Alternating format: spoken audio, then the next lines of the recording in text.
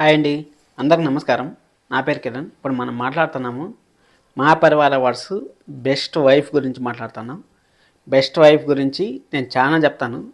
అది ఇన్ఫర్మేషన్ అనిపిస్తే మీలో ఎవరన్నా సరే మీ ఫ్రెండ్స్ అండ్ ఫ్యామిలీ మెంబర్స్లో ఎవరికన్నా షేర్ చేయాలన్నా కానీ షేర్ చేయండి.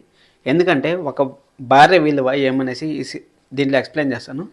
అసలు నామినేషన్స్ వచ్చాయి కదా, నామినేషన్లో వచ్చిండే 5 మెంబర్స్ వచ్చారు. కానీ దీంట్లో తీసుకోవాల్సిన వాటిల్లో చాలా ఉన్నాయి.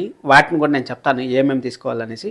అలాగే మీరు వీడియో కానీ ఫుల్గా చూస్తారంటే మీకు క్లారిటీ వస్తుంది, ప్రతి ఒక్క అమ్మాయి వీడియో ఎందుకు చూడాలని చెప్పిన అనేసి. అలాగే ఎవరన్నా కొత్తగా చూస్తారంటే మాత్రం సబ్స్క్రైబ్ చేసుకోండి. మనము సీరియల్ రివ్యూలు చేస్తూ ఉంటాం. అలాగే ఇలాంటి డిఫరెంట్గా ఏదన్నా సరే మనం చూసే ఛానల్కి మంచి జరగాలనేసి నేను ఇలాంటి డిఫరెంట్ కాన్సెప్ట్ వీడియోస్ చేస్తున్నాను. అలాగే లైక్ చేసి వీడియో చూడండి. లైక్ చేసినారంటే ఈ వీడియో ఇంకా చాలా మందికి స్ప్రెడ్ అయ్యి చాలా మందికి ఇన్ఫర్మేషన్ ఇస్తుంది అనేసి మిమ్మల్ని లైక్ చేయమంటున్నాను. Thank you so much. అలాగే మీ ఒపీనియన్ కూడా, మీరు ఎవరికి ఓట్ వేయాలనుకుంటా ఉంటారో మీ ఒపీనియన్ కూడా ఖచ్చితంగా కామెంట్ చేయండి. ఎవరినో కొత్తగా చూస్తాను సబ్స్క్రైబ్ చేసుకోండి, ఖచ్చితంగా కామెంట్ కూడా చేయండి. ఎందుకంటే ఎవరు ఏమనేసి మనం మాట్లాడుకుందాం. ఫస్ట్ మనము క్యారెక్టర్ల గురించి మాట్లాడుకుందాం. అంటే క్యారెక్టర్లు మొత్తం 5 నామినేషన్లు వచ్చాయి. ఒకటి వచ్చి మీనా వచ్చింది, రెండోది వచ్చి మీనా పద్మావతి గారు వచ్చారు, థర్డ్ వచ్చి మన మామగారు సీరియల్లో వాళ్ళ పేరు నాకు తెలియదు, వాళ్ళు ఒకరు వచ్చారు. మళ్ళీ వచ్చి సుహాసిని గారు, వాళ్ళ యాక్చువల్ ఒరిజినల్ నేమ్ వాళ్ళ పేరు తెలియదు. మళ్ళీ కావ్య వచ్చింది, మళ్ళీ వీళ్ళు వచ్చారు, సత్య గారు వచ్చారు. వీళ్ళందరూ వచ్చారు కదా, 5 మెంబర్స్ వచ్చారు. 5 మెంబర్స్తో పాటు నేను కొంతమంది యాడ్ చేస్తాను చెప్పాను కదా, ఆ కొంతమందిలో వచ్చి వజ్జరా గారిని యాడ్ చేస్తాను, దీపా గారిని యాడ్ చేస్తాను. ఈ వజ్జరా గారు వచ్చి గుప్డంత మనస సీరియల్, సెకండ్ వచ్చి దీపా గారు వచ్చి కార్తీక్ దీపము, వీటిని యాడ్ చేస్తాను. మగవా కూడా యాడ్ చేస్తాను దీంట్లో. సింధూరా గారు మగవా కూడా యాడ్ చేస్తాను. ఈ 8 మంది ఎలాంటి ప్రాబ్లమ్స్ ఫేస్ చేస్తూ ఉంటారు, అలాగే మన రియల్ లైఫ్లో జరిగేటివి ఎలాగ ఉన్నాయి అనేసి మనం ఈ వీడియోలో మాట్లాడుకుందాం. వీడియో కొంచెం లెంత్ ఉంటుంది, కావాలంటే 1.5లో పెట్టుకొని చూడండి. చాలా ఇన్ఫర్మేషన్ ఉంటుంది వీడియోలో. ఇప్పుడు పెళ్లి కాకముందు మన కావ్యాన్ని తీసుకున్నా కానీ, వసుధర గారిని తీసుకున్నా కానీ, మన దీపాకి ఆల్రెడీ పెళ్ళి అయిపోయింది, మనకు సీరియల్ స్టార్ట్ అయింది. ఓన్లీ సీరియల్ గురించి మాట్లాడుతున్నాను. ఈ సీరియల్లో మనకు ఓన్గా కనెక్ట్ అయ్యే పాయింట్లు చాలా ఉంటాయి, వాటిని గుర్తుపెట్టుకోండి. మళ్ళీ దీపాకి ఆల్రెడీ పెళ్ళి అయిపోయింది. సింధూరాకి పెళ్ళి ఎలా జరిగినా కానీ సింధూర ఎలా మెయింటైన్ చేస్తుంది ఇప్పుడు, అది ఒకటి. పద్మావతి గారు పైన యాడో అసలు ఎక్కడంటే ఒక 100లో ఉండేవాళ్ళు 0కి పడిపోయినా కానీ ఆ ఫ్యామిలీ గురించి ఎలా కష్టపడింది అనేసి పద్మావతి గారి గురించి. అలాగే 0 నుంచి 20%లోకి వచ్చిన పద్మావతి గారు, మన మీనా గారు ఎలాంటి ఇబ్బందులు పడుతూ ఉంటారు, అసలు వాళ్ళు ముందుతో ఎలా ఉన్నారు, పెళ్ళికి ముందు ఎలా ఉన్నారు, పెళ్ళిన తర్వాత ఎలా ఉంటారు అనేసి మనం మాట్లాడదాం. ఖచ్చితంగా వీడియోని అయితే సబ్స్క్రైబ్ చేసి పెట్టుకోండి. వీడియోని అయితే సబ్స్క్రైబ్ చేసి పెట్టుకోండి. ఇప్పుడు మనం మాట్లాడుకున్నామంటే వీటి అందరి గురించి మాట్లాడుకున్నామంటే ఇప్పుడు మనము ఫస్ట్ పాయింట్ మనం వసుధర గారి గురించి మాట్లాడాలి.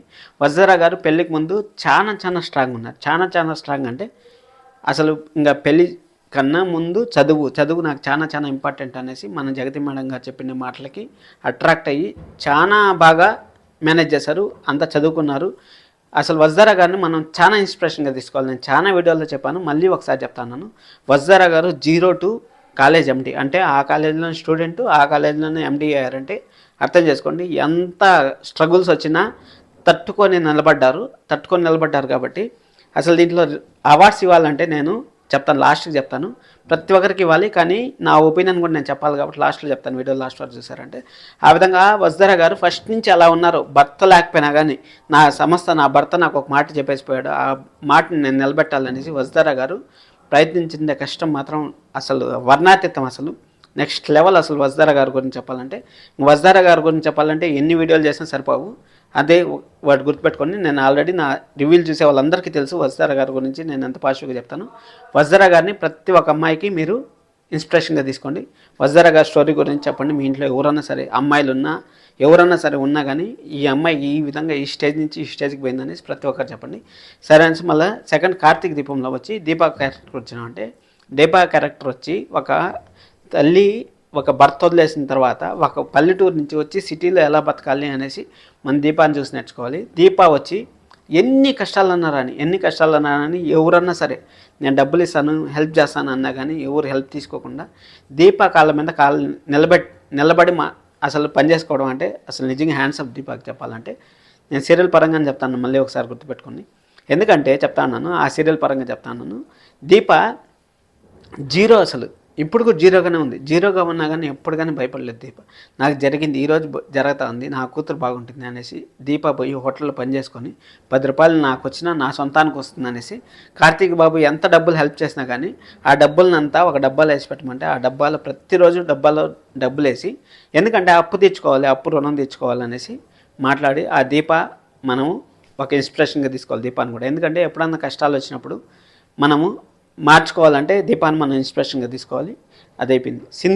సింధూర గురించి చెప్పాలంటే సింధూరాకి అసలు అన్ఎక్స్పెక్టెడ్ పెళ్లి జరిగిందంటే అక్కడ ఎలా జరిగిందంటే అదేదో కొంచెము ప్రాబ్లమ్స్లో ఉండే అమ్మవారి దగ్గర పాము కాటేస్తుంది ఆ విధంగా ఉన్నప్పుడు పెళ్లి జరిగినా కానీ చంటి వచ్చి ఆ ఇంట్లో పనివాడు కాబట్టి అక్కడ అత్తని కాపాడుకోవాలి, ఇట్లా భర్తను కాపాడుకోవాలి. ఇప్పుడు అత్తను దూరం చేసుకోలేదు, ఎందుకంటే అత్త కూడా అంత అభిమానిస్తూ ఉన్నప్పుడు అత్తని దూరం చేసుకోలేదు. అలాగనేసి భర్తని దూరం చేసుకోలేక మంచిగా మేనేజ్ చేస్తుంది. అసలు చాలా హ్యాండ్సప్. అసలు చిన్న వయసులో భర్త కోల్పోయినా కానీ మళ్ళీ స్టాండర్డ్గా నిలబడి వచ్చింది చూడండి సింధూరాకు కూడా మనము హ్యాండ్సప్ చెప్పాలి. ఇప్పుడు మళ్ళీ పద్మావతి గారి గురించి చూద్దాం. పద్మావతి గారు ఫస్ట్తో ఇప్పుడు ప్రతి ఒక్క సీరియల్లో చూసుకుందాం అంటే ప్రతి ఒక్కరు జీరో ఉండేవాళ్ళే.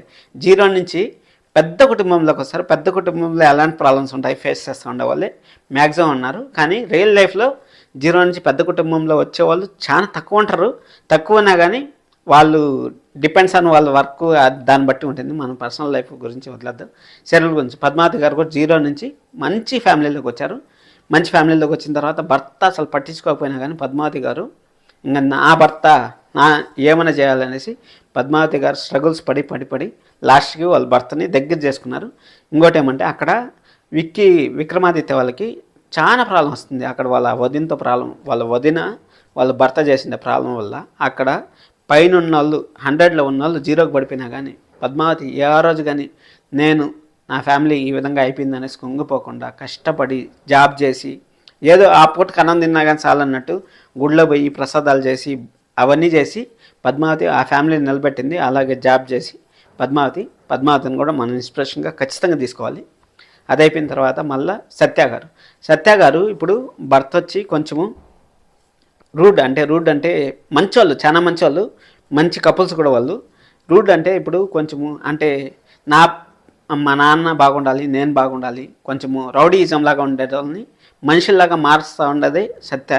అది యాక్చువల్గా ఇద్దరు డబ్బు ఉండే వాళ్ళ కుటుంబము. నాకు అసలు ఐడియా లేదు, అనుకున్నాను డబ్బు ఉండే వాళ్ళ కుటుంబం అనేసి.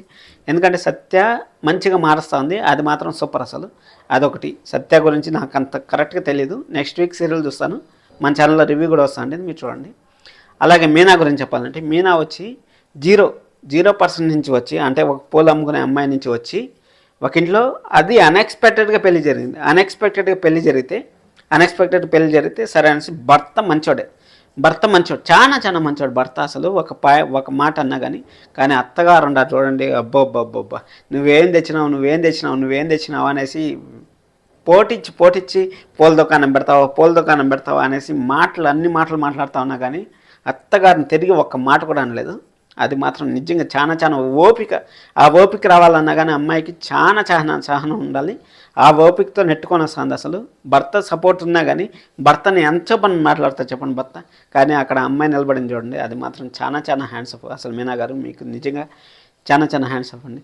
సరే అనేసి అది అయిపోయిన తర్వాత ఇంకోటి మామగారు సీరియల్ నేనైతే చూడలేదండి, నాకు అంత కరెక్ట్గా తెలియదు. మీ కోరికను తెలిసింటే కామెంట్ చేయండి. మామగారు సీరియల్ గురించి ఇంకా అన్నీ అయిపోయినాయి. సింధూర గారు అయిపోయినారు, మామగారు అయిపోయినారు, అందరూ అయిపోయినారు. నేను ప్రతి ఒక్క అమ్మాయి ఎందుకు చూడాలని చెప్పానంటే ఇప్పుడు మీరు అమ్మోళ్ళ ఇంట్లో ఉన్నప్పుడు హ్యాపీగా ఉంటారు, అత్తగారింటికి పోయినప్పుడు అత్త ఉంటుంది, మామ ఉంటారు, అందరూ ఉంటారు. కొంచెం హెల్ప్ చేసుకొని మీరు సర్దుకుపోవాలనేసి నేను మనస్ఫూర్తిగా కోరుకుంటున్నాను.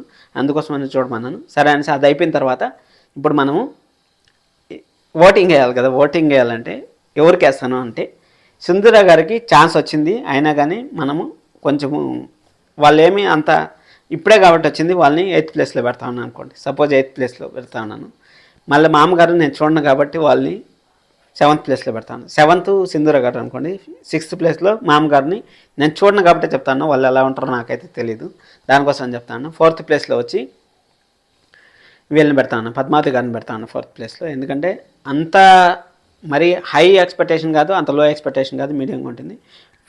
థర్డ్ వచ్చి వీళ్ళని పెడతాను ఎవరిని, కావ్య గురించి చెప్పడం మర్చిపోయాను. సారీ, కావ్య గురించి చెప్పడం మర్చిపోయాను చెప్తాను. కావ్య గురించి, కావ్య కూడా బెస్ట్ వైఫ్ అనిపించుకుంటుంది, 100% బెస్ట్ వైఫ్ అనిపించుకుంటుంది. ఎందుకంటే అసలు అందరితో పోల్చుకుంటే కావ్యకి ఇంకా ఎక్కువ ప్రాబ్లం ఉంటాయి. ఆ కావ్య అనేది నేను మర్చిపోయినాను. అందరితో పోల్చుకుంటే భర్త దగ్గర నుంచి సపోర్ట్ లేదు, అత్తగారి నుంచి సపోర్ట్ లేదు, ఎవరి దగ్గర నుంచి సపోర్ట్ లేదు. అయినా కానీ కావ్య నిలబడి మంచిగా సాధించుకొని వచ్చింది. నేను 3 ప్లేస్లు కలిపి ఒకే ప్లేస్కి ఇస్తాను. ఒకటి గుప్పడంత మనసులో వసుధారా గారికి ఫస్ట్ ప్లేస్ ఇస్తాను, కావ్యకి ఫస్ట్ ప్లేస్ ఇస్తాను, దీపా గారికి ఫస్ట్ ప్లేస్ ఇస్తాను. ప్రతి ఒక్క అమ్మాయికి ఫస్ట్ ప్లేస్ వేయాలండి, ఎందుకంటే వాళ్ళకు ఉండే ప్రాబ్లమ్స్ వాళ్ళకు ఉంటాయి.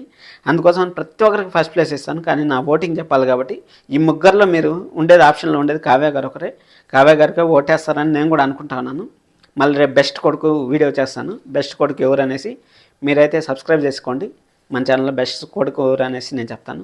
ఖచ్చితంగా మీరైతే వీడియో చూసినారు, ఎంత జాబ్ చూస్తారంటే ఖచ్చితంగా నచ్చింది అనుకుంటాను. ఖచ్చితంగా లైక్ చేయండి, అలాగే సబ్స్క్రైబ్ చేయండి. లైక్ చేసి వీడియో చూసిన వాళ్ళకి ఇంకా ఎక్కువ thank you so much. Subscribe చేసుకున్న వాళ్ళకి కూడా థ్యాంక్ యూ సో మచ్.